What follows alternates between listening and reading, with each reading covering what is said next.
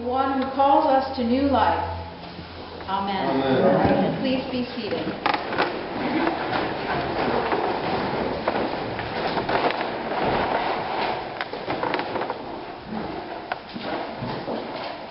From the first letter of John.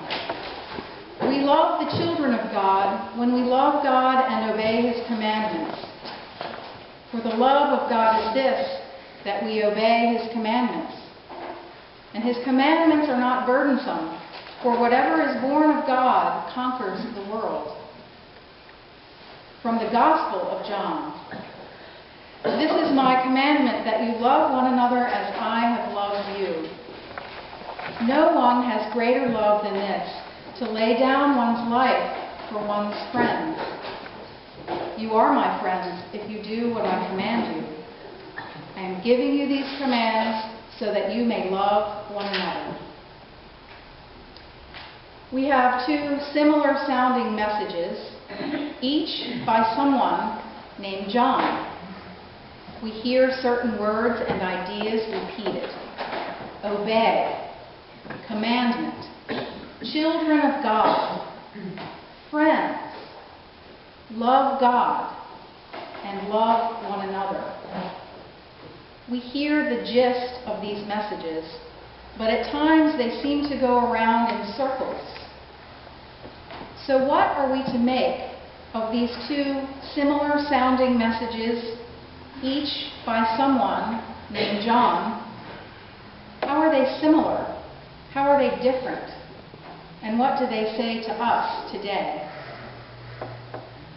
Both the Gospel of John and the letters of John, in broad terms, are messages to the emerging Christian communities. They are about addressing the conflict and alienation that those groups felt as they gradually separated from the Jewish communities that they once belonged to. We know the people of the Gospels and the historical letters in the New Testament. These were predominantly Jewish people who were serious to varying degrees about following Jewish law.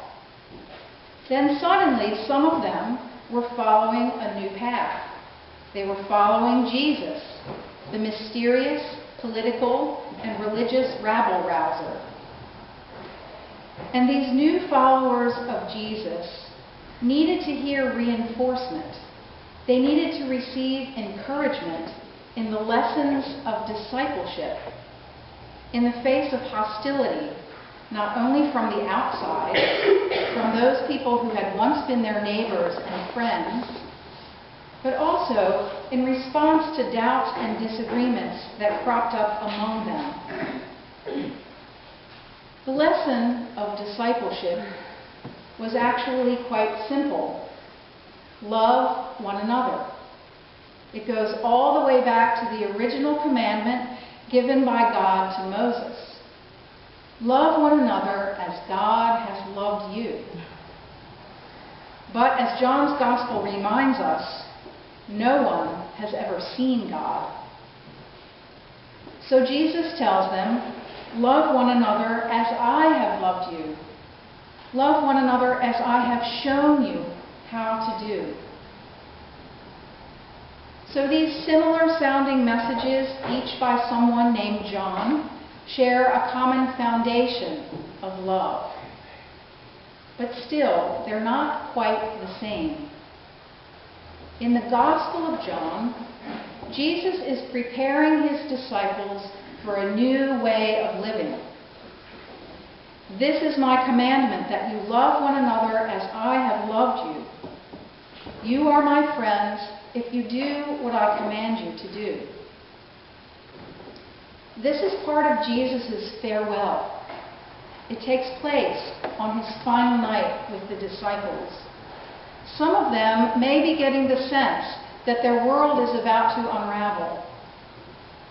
And so the kind-hearted and pastoral Jesus offers them a new and a more intimate understanding of their relationship, perhaps to make the impending separation a bit less painful. He says, I do not call you servants any longer, I call you friends. You see, a servant is obliged to support his master. A friend does it freely, with affection and love. And the love that Jesus speaks of is love that goes beyond warm, fuzzy feelings. It is love in action. It is love that can be uncomfortable and risky. It is love that is shown by the willingness to work for the well-being of another person, even at the expense of our own well-being, or even to die. It is a high price to pay, as Jesus will show them. And what about the letter of John? What is going on there? The purpose of this letter appears to be to guard the community's traditions in the face of changes that were coming as time passed. We know that we love the children of God when we love God and obey His commandments. And His commandments are not burdensome. It's believed that the author of the letters of John was not the same as the gospel writer, but someone who came maybe 60 years or so later. At that time, while the small Christian communities were trying to hold themselves together, waiting for Jesus' return, there began to be some splintering and disagreements and departures from the original teachings by Jesus. And it is likely that this first letter of John that we heard was written by an elder or someone belonging to a school that followed the Gospel of John. There was one notable change during this time. The change was that the commandment to love one another was not burdensome.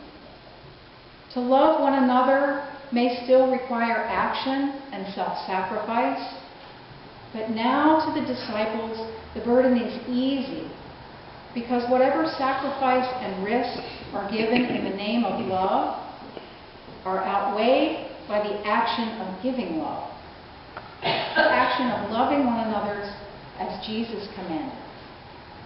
And He showed His disciples how to do that before He died. How? He washed their feet. He fed them.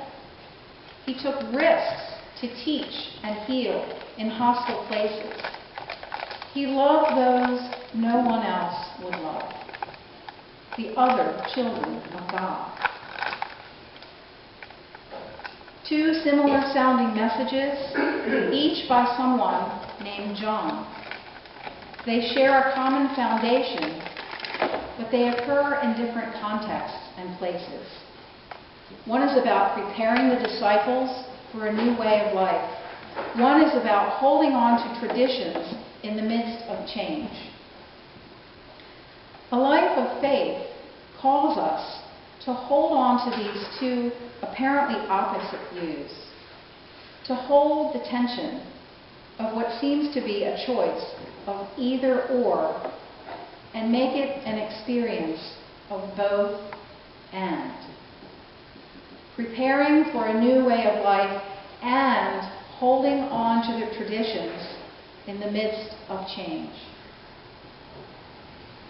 In the coming weeks, as we prepare for our parish's annual meeting on June 10th after church, I urge you to consider how we at St. Matthias might begin to live into such a both-and experience as we've heard about in these two readings.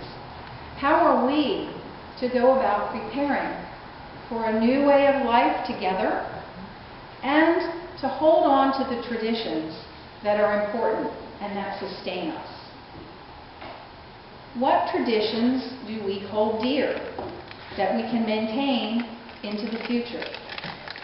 How can we look honestly at who we are today and, using the gifts that we all have, consider new traditions and new ways of living in community? How are we called to walk in love together to serve our neighbors and friends in the ways that Jesus showed us to do. Feeding one another, taking risks to teach and heal, loving those children of God that no one else would love. Let's seek out our balance of traditions and new ways, as those faithful communities showed us to do, living into the call to love one another that is everyone's call to answer. Amen. Amen.